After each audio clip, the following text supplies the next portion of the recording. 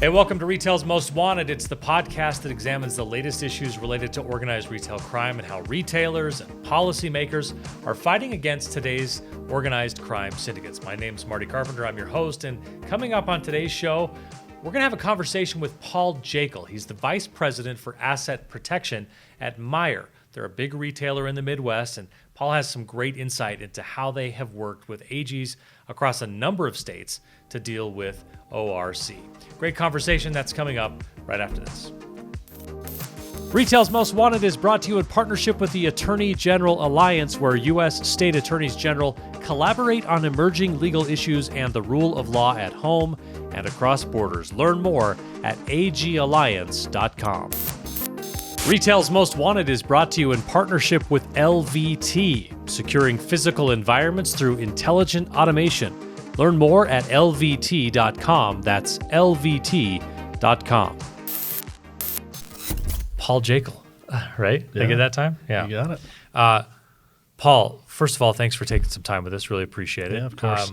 Let's start here. Tell us a little bit about Meijer, and then tell us a little bit about yourself and your role with the company. Yeah, perfect. So Meijer is a Midwest grocery chain, supercenter format, based in Grand Rapids, Michigan, 270 stores, 75,000 employees, family-owned company. So you think about the grocery space, highly competitive, pretty resilient to see a family-owned company hang out for 90 years and still be successful. So my role is the Vice President of Asset Protection and Safety. So we are responsible for any investigative work, financial losses for the company that would be of malicious purposes, as well as overall safety for our customers and our team members in the stores. So you were a grocery store that became more of a superstore, and ORC is only your problem because of that, because no one goes in and steals fruits and vegetables. Yeah, to of course fund not. crime. Of course not. Yeah, nothing of value on produce. No, Yeah. That's hardly from the truth. There's a lot of loss that happens across the network. So help me understand help me quantify this problem for Meijer in specific. How big of a problem is ORC to your organization? Yeah, I'd say it's the fastest growing aspect of where we're seeing loss come in across the network. We look at, for us, we're a total loss retailer. So you think about produce as an example. We know that we're wasting product when we throw it away, when it ages out or it starts to decay. So that for us is loss. So we're always going to have just natural progression. But the fastest area that's growing in the business is related to organized retail crime. For us, we've got a lot of national brands that are highly desirable. So whether it be our high-end liquor that we have inside of the stores, any of our apparel products, Nike, Adidas, things that are capable for resale and have value outside of the four walls of our stores. That's where it's at. From a quantification standpoint, about half of our loss overall is happening from non-malicious purposes. The other half is probably malicious. And then I think as you look at that, we've kind of quantified up that organized retail crime, it's maybe 25% of the malicious opportunity is coming from that, which is drastically different than what we would have seen just even a couple of years ago. Yeah. Sometimes we hear that retailers sort of take this super hands-off approach when it comes to ORC. I'm wondering on something even as simple as the types of things that are being targeted in your stores by organized retail crime groups. Does that go into how where you place them in a store, where you'd say we want it here because that's where it'll sell best, but it's also more vulnerable if it's there to someone coming in? Well, there's a degree of education that has to happen with that. Most of the merchant group and those that are involved with sales don't really think about all the things that could go wrong with it. And so a lot of our conversations actually start internally to just keep this education alive of saying, if you bring it, they will come, whether it be those that are paying or those that just desire to have it. And so we do spend some time talking about mitigation strategies. That could be placement.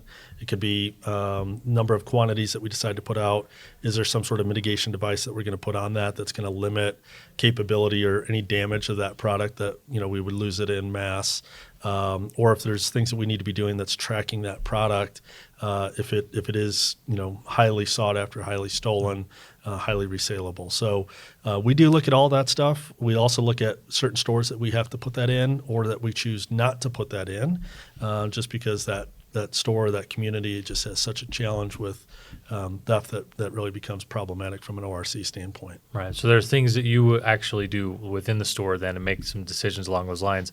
But of course, that doesn't mean that that's the only thing that you can do. Though we have heard that a lot of retailers are either reluctant or just don't feel like they know exactly to whom they should reach out. That's not been the case with you guys. I understand you've done more work with the attorneys general, specifically in the states you're in, obviously. Yeah, I think so. This is, I think it's a degree of education. Historically, people would have thought about theft as just being basically shoplifting. And you may have gotten to a point where there was felony theft because the value was so high. I don't think that was really understood about what organized retail crime was at that purpose, right? And so, organized retail crime is really kind of a profit engine of other criminal activity in a lot of regards because it's easy to be able to transfer something into a liquid value that funnels some other criminal enterprise. For us, as that topic really started to gain education within either legislators or communities or even with our law enforcement partners, we really spent a significant amount of time, especially in the advent of what happens with the internet and digital marketplaces of, man, all that stuff is just moving, and it could be any seller that's putting that online for resale purposes, and not a lot of consequence. So as the activity really in the legislative space started to heat up and say, okay, well, what do we need to do to actually regulate this? How do we control it? How do we prosecute against some of that stuff? Michigan, as an example, is an area that we have a pretty heavy number of stores that we operate. We also have a really good relationship within our communities as well as with the legislature. And so we were really a pretty big proponent to help get some of that funding in place and standing up the AG's task force and getting some bills signed over the course of the last year with the governor's office as well. So it's been a good success so far. Just tip of the spear in terms of what we're getting out of that, but there's a high number of investigations that are sitting out there that are ready to be worked. Yeah, as we've talked to some of the key players in the Michigan Attorney General's office in particular, they've talked about the importance of breaking down barriers, these silos, especially between the retailers who are impacted and the AG's office. I wonder if you could tell me more about what you've done specifically in your working relationship with the Michigan AG's office. Yeah, so we have a really good data sharing process with them. So as we start to uncover and unpack individual investigations, we also understand that they're relatively new in their process. And so we're trying to help build out investigations that's making it easier for them to be able to seek the closure the way that we would have expected or the way that they want to get that prosecuted. So we've made some decisions on, are there certain cases that we're going to give to local law enforcement? Are there certain ones that we're giving into the state level through the AG's office? Are there ones that we need to be thinking about federally?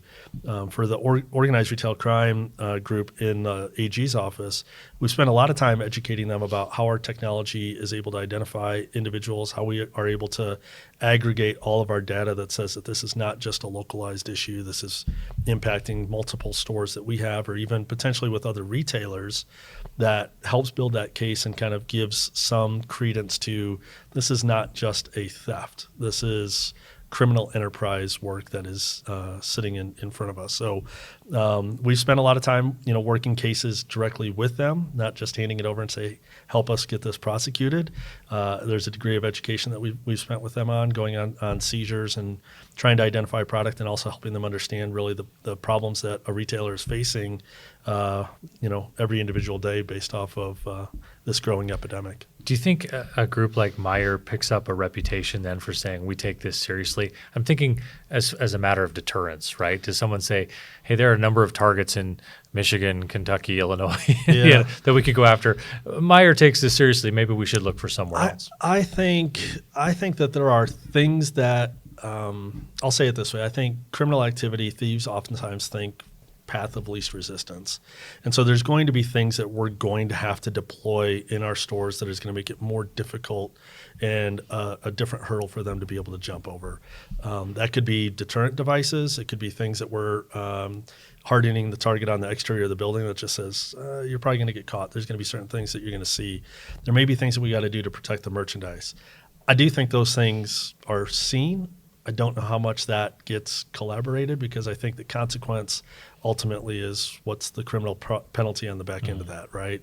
And so, for us, a lot of our work that we've been doing is trying to educate really the masses of the difference between shoplifting and organized retail crime, and those are different types of theft that should carry different penalties, with one having a significantly more impactful overall consequence for those actors.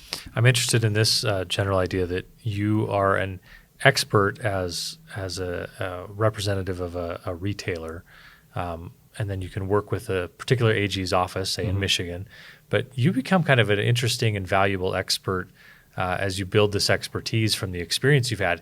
You get one AG's office and you're working closely, let's say with Michigan, but you operate in other states. When you go work with those attorneys general and in their offices and their work on to combat this issue, you bring some subject matter expertise where you're saying, hey, this is how it impacts us in this state and what this office has done. I wonder what kind of, do you find like a receptive audience when you work with AGs that way? We do. And I think part of it is also just a general education, right? So this is, if you think about this, just over maybe the last 4 or 5 years, right, organized retail crime has really become the novelty name of what we're actually talking about. And so you have different states that are understanding it at different regards.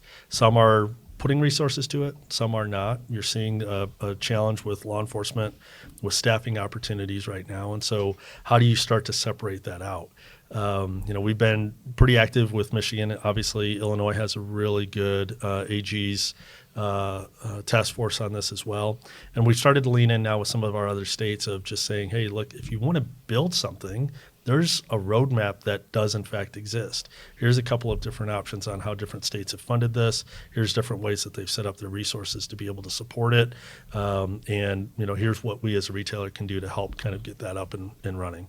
I'll get you out of here on this. What's the biggest reason to be optimistic about the fight against organized retail crime? Well, I think at some point in time, people are going to realize that it's more than just the financials that are impacting it, right? Nobody, if you think about it this way, nobody wants to go to a grocery store and think that there's fear of risk associated to it. The level of violence that's involved with this, the level of weapons that we're seeing that are kind of also tied to that, the impact that it's having in our community as a whole, all of those things, I think, are the components that are going to pull on communities to say something's got to change. There's got to be some way that we look at this a little bit differently than just looking at it as petty shoplifting, right? At some point, the level of resources that we're putting into it is going to start to become a little bit top heavy unless we start to get some movement on this thing that gives us the ability of being able to curb it a different way. Great conversation with Paul. Really appreciate him making some time for us. That's all for this episode of Retail's Most Wanted. Thanks to our presenting sponsors, as always, LVT and the Attorney General Alliance. For you, don't forget to hit that subscribe or follow button so you can catch each episode. We're going to drop a new one each 2 weeks, and you can also check us out on Twitter and LinkedIn and YouTube. You can find those links in the show notes. Thanks for being with us, everyone, and keep up the good fight.